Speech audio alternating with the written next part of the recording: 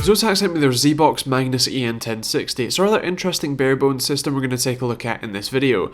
Obviously inside the box you get the ZBox itself, a wireless antenna you can screw into the back, as well as a few other accessories, a user manual and that sort of thing, and an external power brick similar to the one you'd find in most gaming laptops. As you can see on the front you have the power button, an IR receiver, SD card slot, USB 3.1 Type A and Type C, and front headphone and microphone jacks.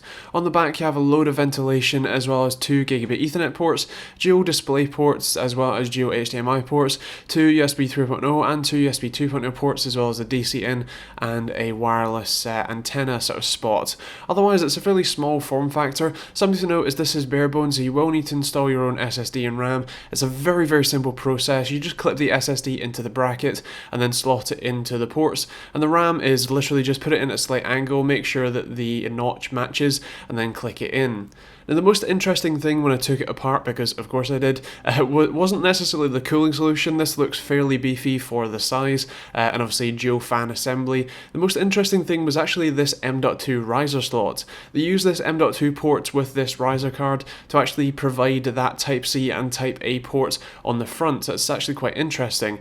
You also have MXN graphics modules. This one is a GTX 1060. I believe you can get this in a 1070 format as well, and you also do have a socket for the, I believe, i5-6400T CPU. Just as a quick note on the BIOS, it does look to support overclocking unlike the chip, but this may be a little bit more limited than usual, likely due to the thermal constraints of this size.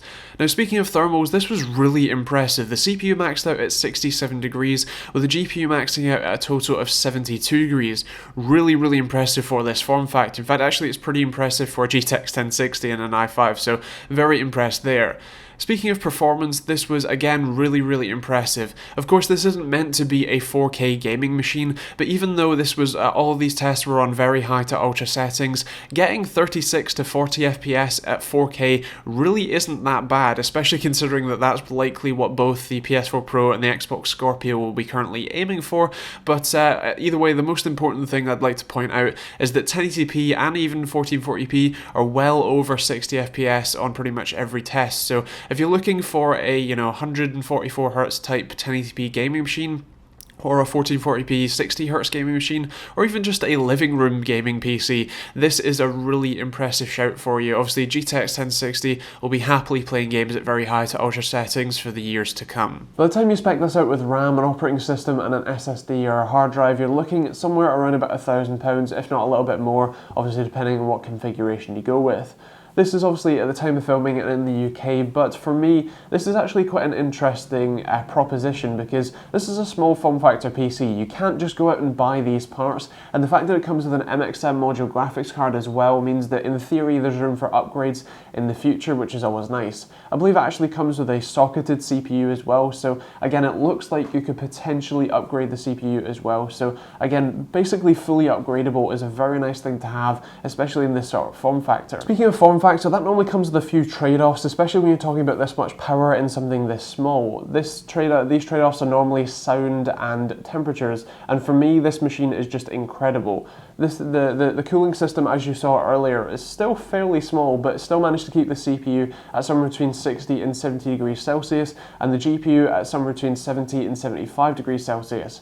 This is really impressive, and especially how quiet it did it. I was really just blown away by how great that sort of overall cooling system is, despite being fairly small. The upgradability for me is kind of a gift and a curse. Now, I absolutely love the fact that you can upgrade this on this small of a form factor. I mean, this is smaller than any console you can get right now, so I am very impressed with both the power you get from it and the upgradability. But for me, the fact that it only comes as a bare bones unit from Zotac is kind of almost a stab in its own back. This is an absolutely brilliant system, and I highly recommend it to anyone who just wants a PC of this size. But for me, the fact that you can't go and buy a fully built system from Zotac, from Best Buy or PC World or whatever, really is, a big shame, I think. The sort of person who goes to Best Buy or, goes to PC World and buys an Alienware system or one of those Acer systems that come pre-built is someone who just wants the sort of console experience. They want to plug in a couple wires and have, download Steam and that's it. For me, if you could do that with one of these systems, this would be the best system on the shelf at the moment. I think Price-wise, it seems to be pretty decent. I think in terms of performance, it's fantastic. And as I said, functionality, because of the temperatures and the options that you get with it, it really is absolutely just fantastic. And it really blows me away how great the system is.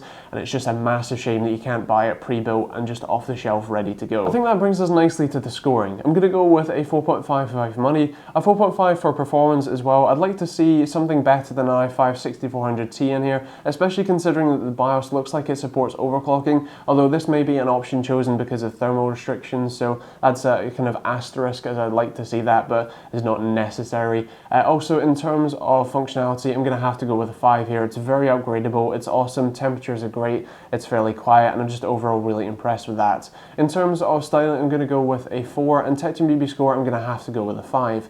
I would give it the top tier award if there was an option to buy it pre-built from Zotac. For now, it's going to get the gold award, but it really is an impressive system, and if Zotac could give it out as a fully pre-built system, I'd be very, very happy with that. So I guess that's kind of that really. I hope you enjoyed the video and found it useful and informative. Feel free to use the Amazon or Overclockers UK affiliate links in the description down below. It genuinely helped me out and keeps the channel running, supports these videos and all that sort of stuff. So please do use those, even if it's just the generic links for whatever you're buying. It doesn't have to necessarily be this or necessarily even tech when buying from Amazon, and of course just anything from OC UK. Other than that, feel free to subscribe if you want to see more of these videos. Of course, I do Monday, Wednesday and Fridays, so do stick around for those.